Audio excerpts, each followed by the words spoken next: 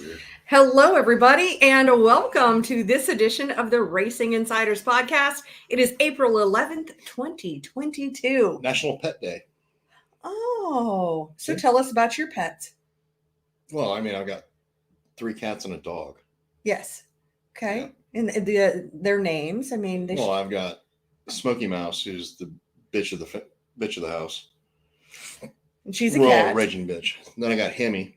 Mm-hmm. That's my 22-pound cat. Then we got Shop Kitty, who is Leo the lion. And I've got Mr. Patton, or General Patton, which is actually his official name. Gotcha. And he's the dog. Yes, and he's like a boxer or something. Yeah, mix, mutt. Yeah, so. But he kind of looks like a boxer. Yeah. Well, for National Pet Day, I have to do a shout out for Pippi. Pippi, the black kitty. And I'm sure he will. Well, I don't know. I shouldn't say I'm sure because he's Pippi. So if I'm sure of something, he won't do it. He may or may not wonder it. Yeah, you may or may not hear him during this podcast because he will, raise holy hell. He will. Did you give him his tuna? I did. All right. I did. So he got his tuna for the day. Yeah, so he should be pretty good for a little while. But yeah, he could pop in at any time and decide that it doesn't matter what we're doing. He should be getting treats or being played with or attention. Yeah. Just any kind of attention. So yeah, if you've got pets, say their names and we'll call out your pets and it'll just be a fun show. It'll be the pet show for sure. And I see we have a couple people here today. We've got Scott here from California. And Scott says he hasn't seen Steve on social media recently. Mm-hmm. Are you in Facebook jail again? No, I'm not. Honestly, I just have not had time to honestly even think about it. It's just been we're so busy at work, and I don't know. I'm honestly kind of burned out on social media. I mean, of course, every day you look at the news, but I haven't seen anything good in the news in, I don't know, since 2016, probably. So, not something I have been caring to pay attention to. I've been reading a lot of foreign news, I'll put it that way. Well, that's good. You might actually get something that's worth a damn. Otherwise, I see the same story. Like you can have one story a day, and it's repeated 500 times. Yeah, 500 different places. Yeah. So, it's interesting, including Facebook, which is why I've been ignoring the shit out of Facebook here recently. It's just I don't know. Well, I'm burned out on Facebook, honestly. Yeah, ever since it became so biased, I found myself just stepping away little by little, and it's like I guess I like sharing my opinions. It would be great to be able to put them out there. But there's just too much for me at risk if I was to be put into Facebook jail. Because it could be, I've seen some of the memes that really innocuous, really simple stuff. Well, I mean, I've been banned from Facebook for that's what I'm saying. Posting shit that's funny. It's just funny or snarky, and it's like taken literal by a little bit of sarcasm. The little blue-haired transsexual moderators at Facebook. I guess. I mean, everybody's offended by so many things. Exactly. So I find that I'm not on there a lot. I was on there maybe a little bit this weekend just looking, but even then it's like I don't really see I still go on there business wise. I mean, so if people have, it just looks like I'm there. Yeah, I just honestly haven't spent much time paying attention to it here recently. I have to just give a big old shout out to my hero, amazing Tori, who fields 90% of what happens on social media. So yeah, huge thank you to Tori for all she does on Facebook and on YouTube actually as well. So that's good. And Lyle says, hey, it's a good thing to know that you're too busy to get on Facebook. Yeah, I know. Not unusual. Yeah. No, it's not actually. Here recently, we just had so much shit going on. And David says, hey, I wouldn't get to see you if not on Facebook. And Brian says, Facebook hardcore felon. So that's what you are. Yep. And I see Jeremy says, hey, and Darren is watching. So, hey, any of you guys feel free to drop in a comment. And if you have any questions for us, definitely drop them in. We actually got one on speaking of Facebook, we got a question today from our Facebook page, in the questions. And so I'm just going to drop this in here so that everybody can see it. And I'm going to add that in here. and show that. So this is not really from us. This question is from Richard Wolf. And Richard asks, can you ask Steve, do we need to change the E85 carb jets for humidity changes like we do for alcohol carbs? A lean motor makes more power than a fat motor. Just wondering if it makes a difference. It depends on the carburetor manufacturer you're dealing with. I mean, a lot of our stuff right now, no, if we're changing jets at all, it's like 1 or 2 up either direction. Unlike methanol, where you might go 5 or 6, jet sizes. So no, I mean, our stuff, like we're at, what are we here altitude wise? 1,200 feet. Yeah, I think we're 1,200 feet above sea level. So pretty much anything from here to Florida, we're going to be running the same jet roughly on the E85. So, and the whole lean motor makes power is, yeah, that's true to a point. But on the E85 stuff, I mean, we're actually going fatter and fatter and fatter on this stuff. I mean, almost to methanol air fuel ratios on some applications. Huh. Great. To make power. Okay. I see Terry is here watching from Princeton, West Virginia. Mm-hmm. So welcome. And then Richard actually had another question as well. And I'll drop this one in. So a little follow-up. Mm-hmm. And hopefully he's watching. And so this one's also from Richard. And he says, let's wait for that to post there. And he says, why do some 604 crates thump real hard like they have high compression and sound different than most 604s? Are we missing out on some secret horsepower? No, I mean, if we're speaking to the E85 side of things, which is, I assume, what you're referring to, is the reason being you got unburned fuel going out the exhaust in an idle. So unburned fuel is still exploding and making noise as it goes out the exhaust. So we run these things so damn rich on the bottom end nowadays that, yeah, it's going to have that whole thumpity thump sound to it, even though the cam is the same as a guy on race gas. Right. I mean, you take a guy on CHP sitting next to a guy, with E85 and the motors sound completely different. And that's the reason why. Huh. Just due to how fat they are on the bottom end, idling wise, Mm-hmm. And do you need that, on the idle side in order just to what have... we found is I mean, obviously there's a point of, where you're going to start losing power, but I mean, we just keep fattening them up on the bottom end. Just get them to take off and everything. Gotcha. So, I mean, that's what it is. Unburned fuel. Fat little piggy. Then, of course, different exhaust has different sound as well. So, well, your anti-reversion mufflers really change the sound. Oh, it completely changes the tone. Yeah. Mm-hmm. For sure. It, I mean, a guy on Profabs with our mufflers is going to sound different than a guy on Schoenfeld's, for instance. Mm-hmm. Yeah, I've definitely gotten the calls. But they're both still going to have that thumpy sound. Well, like some guys have thought that their motor was skipping.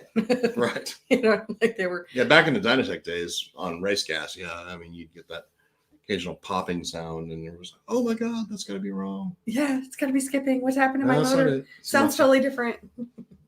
All right. If you guys have any questions, feel free to drop them in. Have you received any questions in the last week that, would be good to share with everyone? Honestly, nothing worth bringing up that is going to inform anybody anything, I don't think.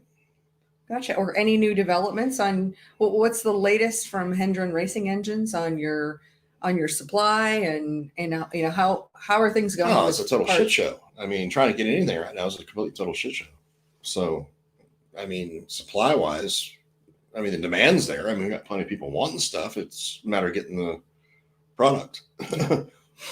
Yeah. So we've been behind on all sorts of things and just nothing we can do about it. I mean, appreciate everybody's got patience, and realizes that, hey, not everything comes instantly. Mm-hmm. And, I mean, I've got guys that are, yeah, I mean, their engine's been there a while. I mean, I told one dude last week, hell, come pick the damn thing up. I mean, you're not willing to wait, come pick it up. Well, they came and picked it up. So, and I've got no problem with that. Right. Come pick it up. You can take it to somebody and get done faster than me. Odds are that's not the guy you want to go to. So, well, just saying. I mean, it's funny because you got you got rando dude who can like, oh, I'll get it done in a week. Well, Okay, all right, you have do at it. Good luck. Well, yeah, I can't believe the number of refunds I've processed this year. And We've all had to do it. I mean, I've I refunded money to people, and no, I mean, I got no problem with that. It's just, well, it's just challenging to run a business where you're taking 2 steps forward, 1 step back. You work on. I mean, it's hard for them we're not too. fucking anybody over. We're not doing anything like that. It's just nature of the beast.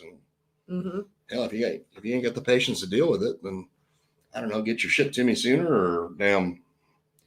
Well, I think deal with the fact that, you know what, I've got employees and myself who have had COVID. We've had fucking stomach viruses. We've had freaking power outages because of weather. We've had all this shit we've had to deal with, and all that shit just compounds and puts you behind more and more. Again, if you're not willing, if you think that you need your shit right now, then I don't know what to tell you, because life happens. Business happens, and not everything is in our control.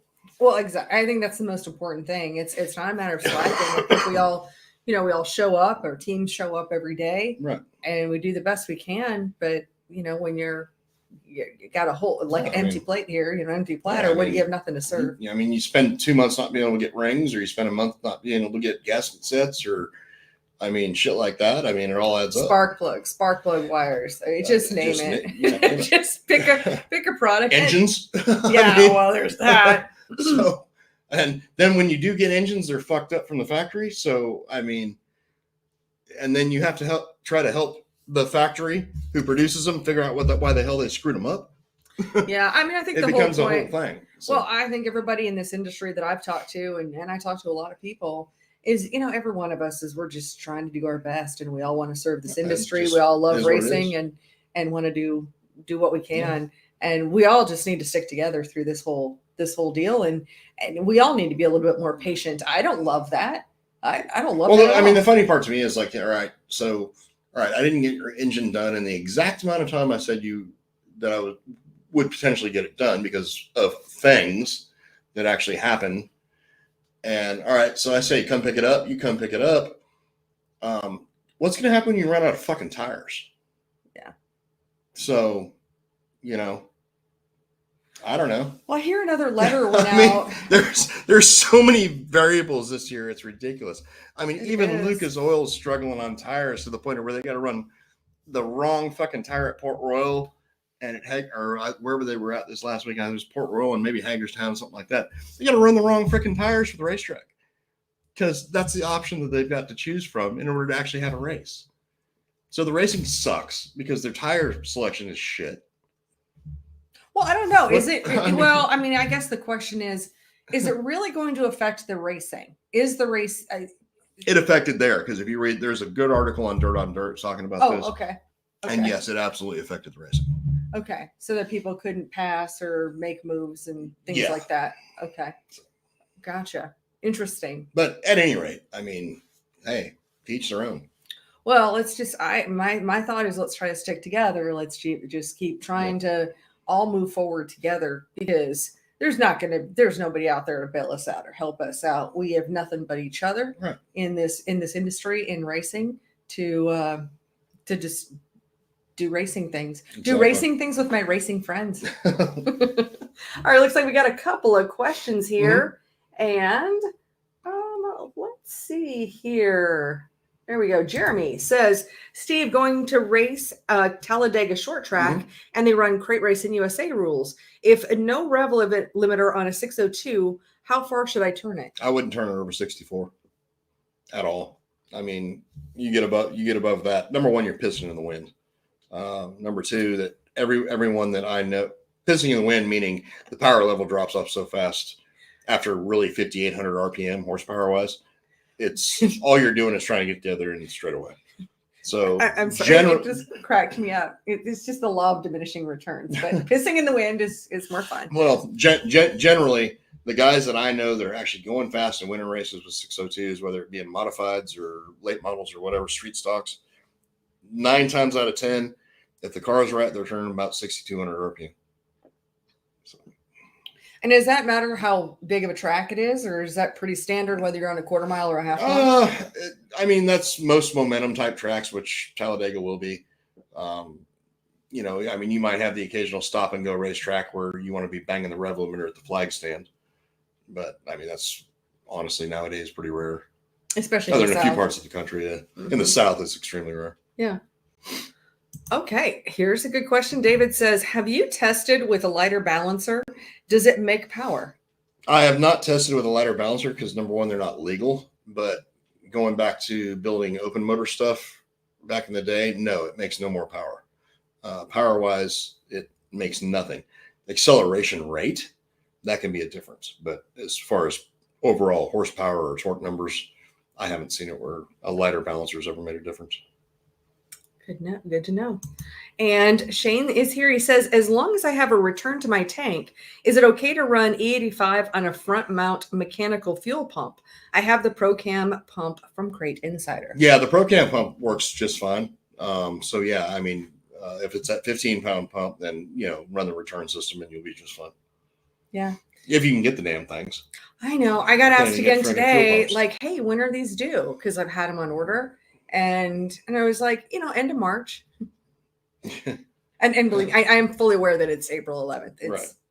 No. I mean, I'm not throwing anybody under the bus. No, it just is what I've dealt with Baker Engineering for years, and I'm guaranteed that they're having problems just like everybody else. Well, and it could even be what I've seen over and over again. It's just these tiniest little things. It's there's this one component that it holds up everything. Absolutely everything.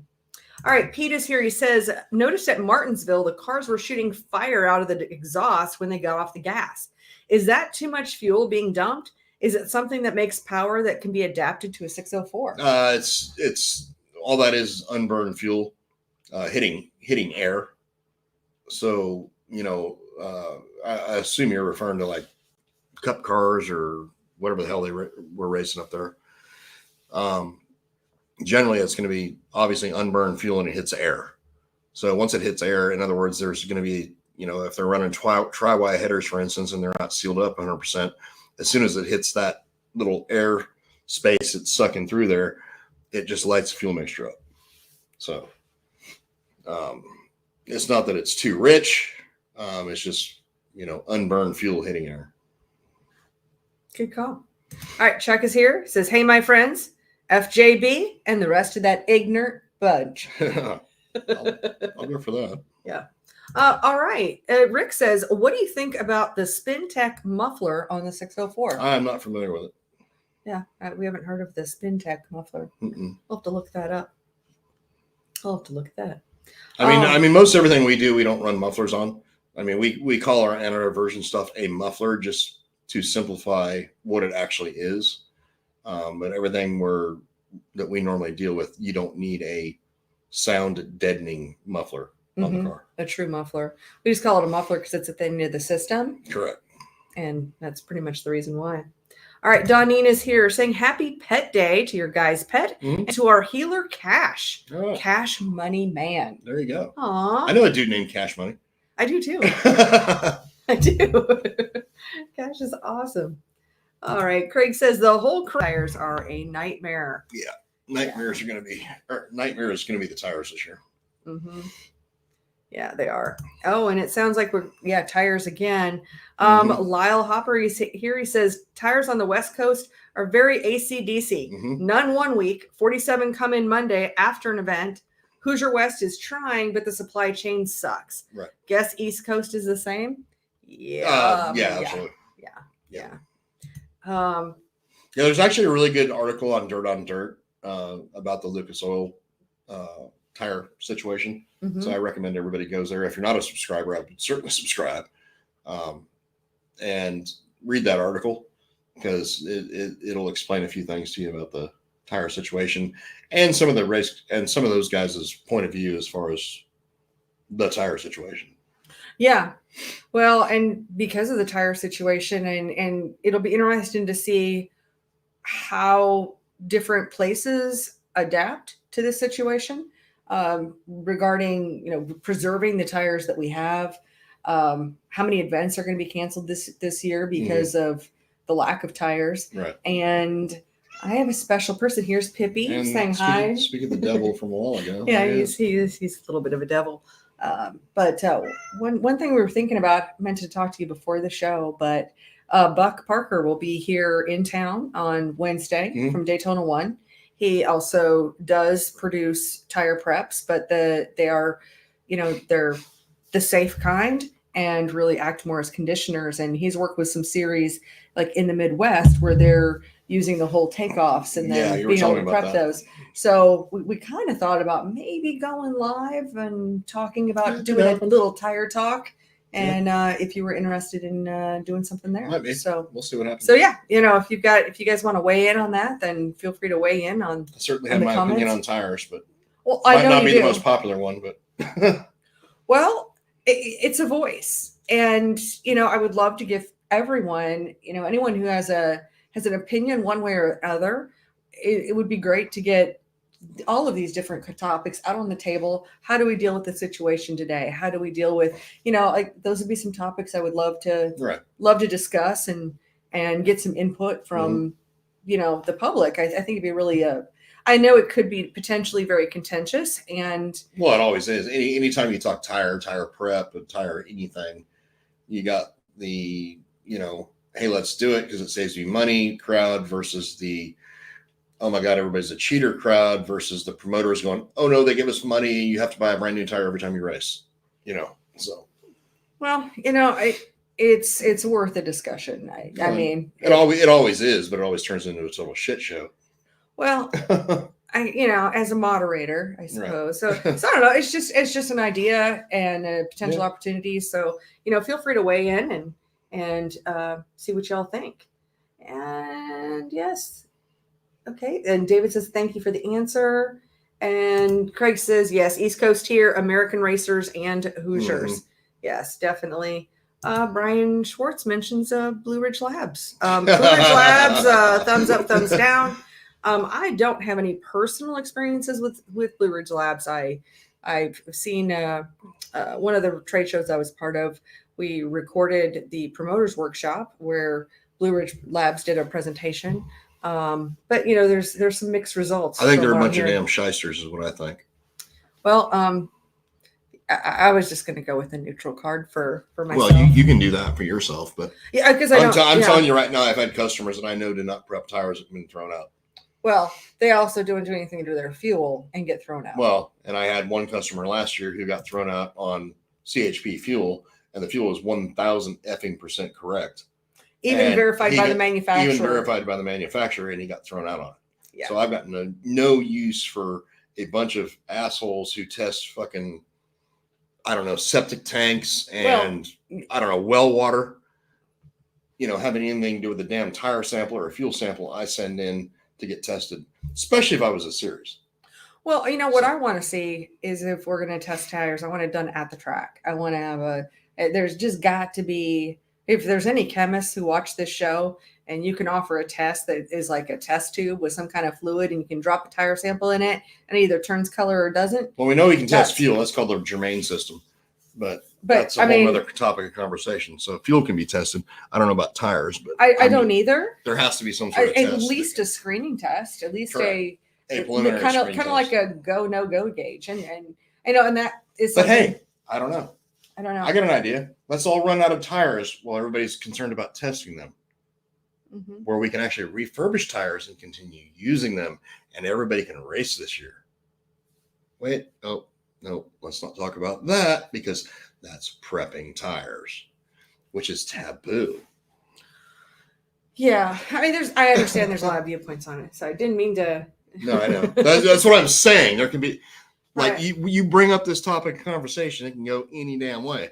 Obviously, I am assuming everybody knows which side I'm on, which is F you, I bought the tire. Should be able to do anything I want to it. So. Yeah. Well, we can talk about that another day. Yeah. And all right, Brian says, Kate, how are you with the oil additive Daytona 1? I have it on the shelf and I got more coming. So I'm good. Brilliant. I'm good. Absolutely.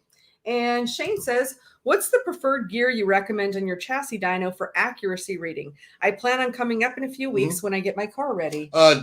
In general, normally we'll go like a 520 to a 535. 520 seems to be about the best gear that I've found to give us a long enough accurate run. So what we're after is like a long run that gives us accuracy. Okay. And that 520 to 535 range is generally what we're shooting for. 520 preferably. Mm-hmm. No, I mean you can go taller than that. I mean you can be down 515, 505. I mean whatever, 486 if you need to, whatever. I mean those all work. It's like when we get up into the 540 to 60 range that the pass is so short that we don't really get an accuracy level, and you'll show a pretty severe reduction in power. Great. And Dave says a specific gravity on the fuel sample. Yeah, I mean that's the test that you can do at the track. Yeah, that's gravity. Just specific gravity, but I mean that can be fooled, and it depends on the guy using using all the equipment to test specific gravity. So yeah, there's that. I've witnessed that firsthand be done wrong. Yeah. All right. Chris says, any idea on a random backfire at idle on a 604 using E85 and the Super Bowl system? Odds are it's going to be an exhaust leak. Oh. Again, because the air fuel ratio is so rich on the bottom end, you may potentially have a pinhole at a weld or something like that. So once the unburned fuel builds up in the header tubes and that shit gets ignited and hits fresh air, it's going to go pop or bang or whatever. I mean, I don't think it's going to be a backfire at all. It's going to be that. Well, which you're mistaking for a backfire. Oh, well, let me ask you this. What's the best way to check for exhaust leaks? Oh God. Hell, I don't know. Buy profab headers and you don't have any? I don't know. I mean, is there anything you can put on your headers? I mean, trying to find like a hole in a tire, like a pinhole in a tire, and you use like some Dawn dishwashing soap, and is there anything you can do to headers to find the pinholes? I've honestly never gave two shits about it. So if it randomly goes pop every now and again, you already know what it is, and it's not a concern. Oh, okay. Makes sense. And Brian mentions the towel city retreads. Yeah, that's certainly been a solution for some. And Craig says that's why Steve is awesome. He simply tells it like it is. I'll try to. All right, Ryan's here. He says, what do you recommend for water temperature when pulling on the track 604 E85? Generally, you're going to get your best performance between 180 and 205. Mm-hmm. If you're just rolling out to qualifier or something, you don't need that. But, as far as like taking off starts and restarts, you want it between 180 and 205. And Shane actually is helping me with my question about the pinholes. Mm-hmm. He says, lots of red ATV. There's that. Or RTV. Yeah. And for anyone who's new here, RTV, of course, is a red silicone. It is RTV, right? Or is it ATV? Yeah. And Steve hates it with passion. And so it's a running joke. They should take it away from race car drivers. Just saying. So spot on, Shane. That was spot on. It should not be legal to sell red freaking silicone. That was, when we were planning your 50th birthday party, it was on the table to potentially give you a case of RTV for your birthday. That would have been a Tory idea. Yes. Oh. I see. But we didn't do it. We held back. Right, we just had a fun party, Yeah. Yeah. There we go. Secret's coming out years after the fact. Yeah. But it'd still be funny. Yeah. It would be funny. Yeah. So that might have to happen at some point. You're going to have another birthday. So, yeah. Okay. So will she. Just saying. Oh, that's funny. And James is like, so red RTV and avgas for Steve's Christmas gift. Right. Because both of them are about as freaking efficient. Oh, that's awesome. Thank you guys for definitely making me smile today. Steve's going to get another beer here, and tell us why you're drinking Heineken. Because I have them. Okay. That's what I had last week. Yeah. But I noticed that there are some missing. No, they're not. Yes, there was. I didn't drink any of them. There was a 12-pack in there, and now there's not. Well, they're just packed on top. You didn't use them in your chilada thing? No, but I had to move them. Oh, they're at the back. Oh, okay. Yeah, they're at the backs in the super cold. You had to move them for your Bud Light. Yeah, so I can get to the Bud Lights. I got you. Yeah. And be all like kind of basic, you know. But yeah, I had to move the Heinekens out of the way so I could reach my Bud Lights for my chiladas. So gotcha. Yeah, so there's probably 4 or 5 of them along the back. That means they're the super cold ones. Yeah, I opened those up and I was like, or opened that thing up and I was like, yep, somebody's been pounding my fucking Heinekens this week. Yeah, I really wasn't. I just moved them. I scooted them. All right, we got a couple more. We're still on the same topic here. And Andy's here from ProFab. He says, I love when our customers use RTV. Mm-hmm. I know he does. Only if it means messing with Steve. It's like you and RTV, it's like messing with Sasquatch. I swear to God. It's God, I wish I could say something right now. I'm gonna have to text him this later. Okay. I got an idea how Bree can use some RTV with Andy. Just saying. Not on the show. That's what I'm getting at.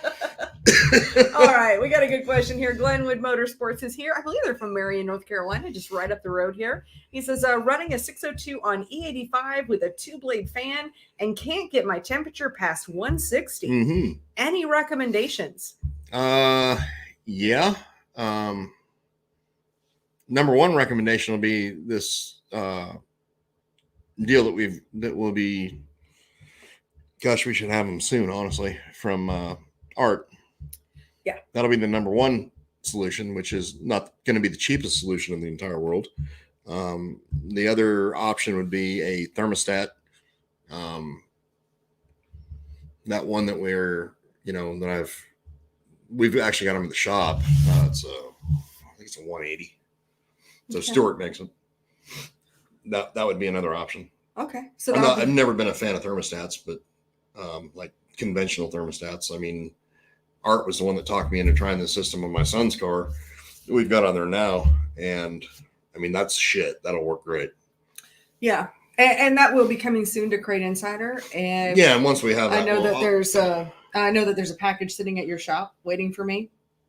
That may be it. I don't know. Yeah. I've been so freaking busy putting motors together. I haven't even been out to see what's come in. But no problem. We'll work on that this week. Probably. I mean, sometimes things just take longer than we'd like, but I want to make sure that I've got it all really clear as far as what pieces go together and what goes with what. Correct. And so we are definitely working on that. But that'll be. There's a cheap solution that's not the best solution, and then there's a more expensive solution that is the exact right solution. Yeah, but at least if it's a cheap solution, and if it's a solution that can happen like right now, mm-hmm. then I mean it's a good way to go as long as it's not going to hurt anything. No, it's not going to. I mean, unfortunately, you end up buying it. Twice, but as long as it's inexpensive enough. Like any other time you run a thermostat, you're going to have, pump cavitation issues and stuff like that. But the more expensive solution is obviously the best solution. Yeah. Unfortunately, which is how life works. I know. And Dylan is here saying, would getting an oil cooler on a 525 help with low oil pressure? No, it'd be the exact opposite. So the reason we've gone away from oil coolers completely is because number one, they've got their oil pressure once the oil is warmed up is extremely low.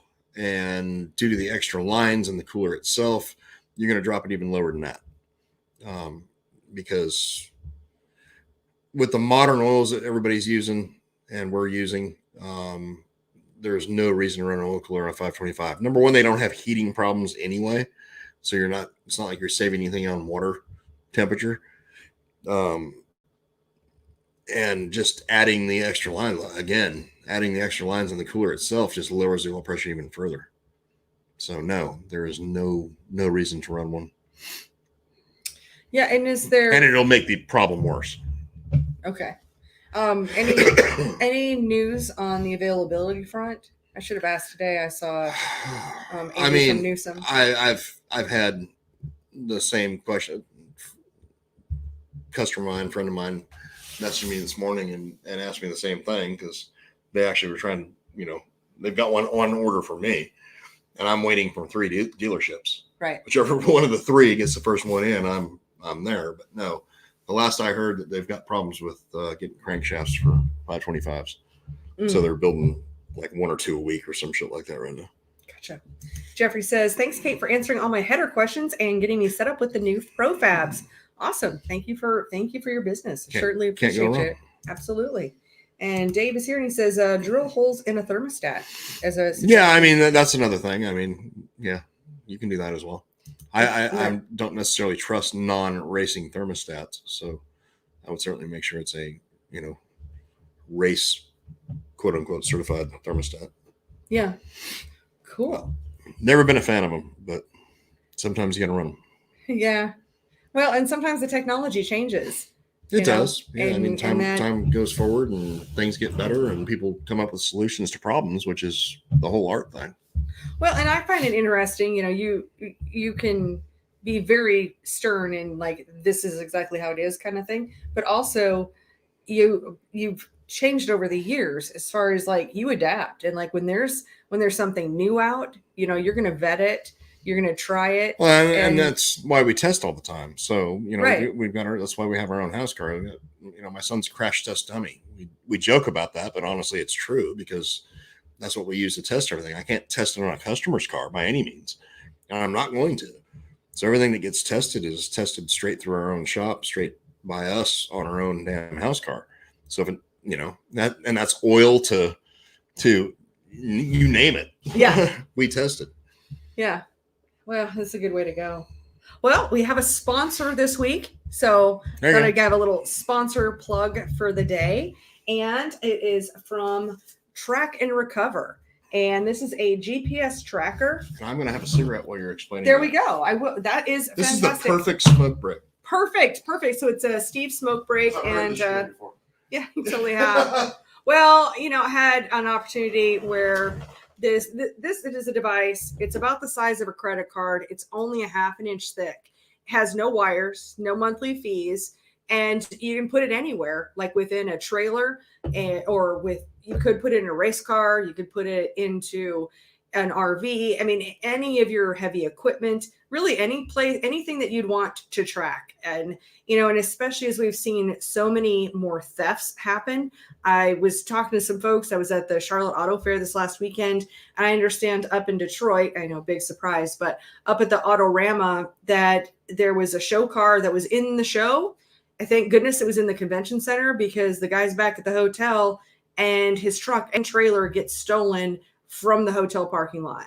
And I don't even know if they've recovered it, but he had to figure out a way to get his show car home. And I mean, just a tough deal. I mean, you hear about these stories all the time with racing trailers getting stolen. And it's not the trailer. I mean, the trailers are expensive enough and insurance will cover, part of it, but they never cover the contents. And they, of course, it doesn't help with the memories of some of the things, some of the things you've gathered for a long time. And I've been using this. It's really cool. It's an app on my phone. And at any given time, I can see, I've got one in the van. I actually have a couple of them here. And there's a couple different modes. So if you guys have any questions about trackers, then I'm happy to answer those. But right on my app, I can see that where this tracker is. Actually, this one happens to be right in front of me. So that's this one. And then it's pretty cool. So if you guys have any questions on GPS tracking, I've learned lots of things about GPS tracking. What's that? GPS and cell. Yeah, well, it actually works off of 4G and 5G towers, and it will work even on the inside. Like if you're inside a building, a lot of times, let's say a motorcycle, if you had your motorcycle stolen and you didn't realize it, even if you had a tracker on it, if somebody moves it inside, most of those trackers can't track it. So with the technology here, it's called Pulte technology, and it can work inside and outside, and it can work in Canada, United States, and Mexico. It's really running off of those. All right. Okay. I was seeing if it was a tracker question, but no. Is there a lot of Canadian thieves? Just curious. Yes. Yes, there are. Is there really? Yes. Quebec is like, sorry if I'm going to slay anybody. French Canadians, so they don't count. Oh, no, they count plenty. Yeah. I mean, yeah, Quebec. Hello, that's like the mafia of Canada. I mean, there's probably some Canadian that's getting mad at me, but I'll tell you what, if you lost as much money as I did to fake Quebec people, then you'd be angry too. Yeah, that was a bad deal. That was a bad deal. So yeah, the Quebec mafia. They're probably the same. They're the maple syrup people too, I think, and that's a whole thing. Well, they're French Canadian, and so they don't count as Canadians. They're like weird. Well, they're still in Canada. All right, we got some questions here. Nobody has any questions about GPS tracking, but if you guys do, let me know. And you can find this. I am gonna go ahead and put this up here. So if you guys are interested in GPS trackers, you can go to tracknrecover.com. So track the letter N recover.com and check those out. And let me know what questions you guys have. Happy to answer them. Okay, so now we got some more questions here. And Craig says, do you sell the different size washers to put in the housing instead of a thermostat or in the radiator hose? I do not. I'm assuming like thermospace, not thermospacers, but those restrictors. Yeah, it's a restrictor. Yeah, I used to, but I don't sell those anymore. Generally, most people are running double pass radiators, and I have not personally found to where it's a benefit to run a restrictor with a double pass. Mm-hmm. Single pass, potentially, yes, but not with a double pass. All right, and James asks, for Steve, would incorrect timing cause a 602 to bust at high RPM? 93 pump gas. Sorry, and he's crying. He's got crying.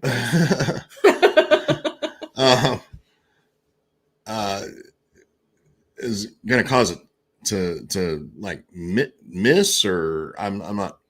Would incorrect timing cause a 602 to bust? I'm not sure. I'm assuming break. Like explode? Yes. Yeah. Also, the 93 pump gas will. But as far as like, if the ignition's breaking up at high RPM, then generally no. It depends on where the timing's at. Generally it's going to be, a normally incorrect timing. If you're talking bust, like blow the motor up, normally incorrect timing is going to be too much timing, and it's going to be under a load with shitty fuel. So in other words, the motor's detonating. So yeah, that could be a potential deal. As far as like, break up ignition wise, no, normally it's going to be an ignition problem only. Gotcha. All right. Larry says, what do you recommend for spark plugs and valve springs, and run with your water in the radiator for a 602? So let's start with spark plugs. I know we got 3 things here. So spark plugs. Yeah, go ahead. NGK R5724-8s is one of the spark plugs we use, or the Autolite AR94s. Those are the 2 spark plugs that you recommend and that I sell over at CrateInsider.com. Valve springs, if you want to be legal, it's going to be the stock valve spring from GM. Yeah, and you can buy them, straight in the boxes from anywhere, or like we do, match sets. You can do match sets, yeah. Mm-hmm. Which don't buy the $300 match sets. Just if you're going to get them, get the ones that are just actually rated the right way. That's us, hers. Crate Insider. As far as like what to run in the water, you can use a water wetter of some sort. For years and years and years, we used 1 dish cap full of Dawn liquid dish soap in the radiator, which acts as a water wetter. Yeah, and so then you don't need to buy the super expensive stuff that you pour in there that does the same thing as Dawn detergent. Yeah. Otherwise, I have Kool-Aid is what's on the shelf from Maxima. And I think a very important thing regardless is to use distilled water.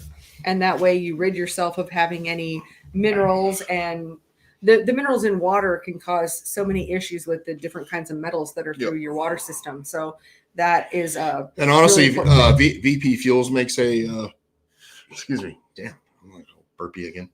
Yeah. VP Fuels makes a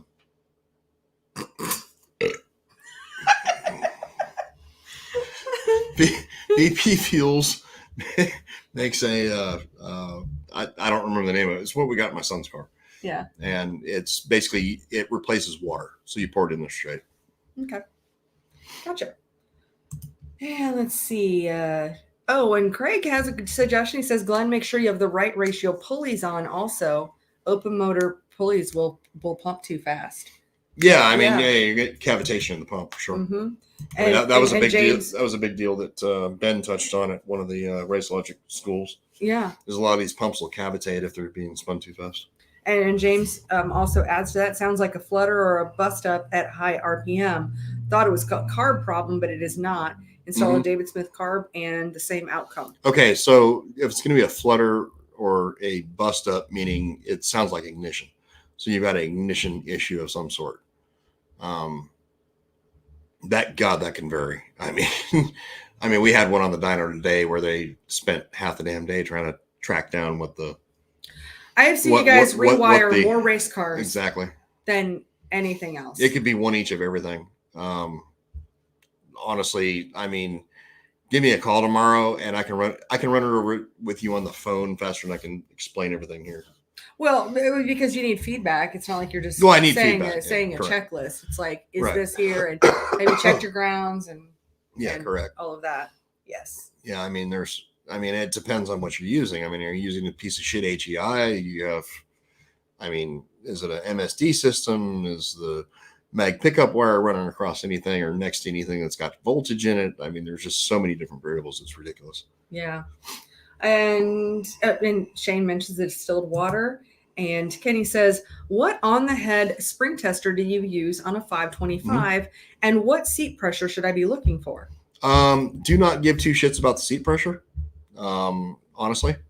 And the spring tester that I use is I don't. And we replace them every 10 races. Every 10 races. So 10 races on a 525. Yep. Okay. Good enough. And I mean, I hate to give such a lame sounding freaking answer, but the problem with 525s, if your RPMs are in check, is never been the valve spring.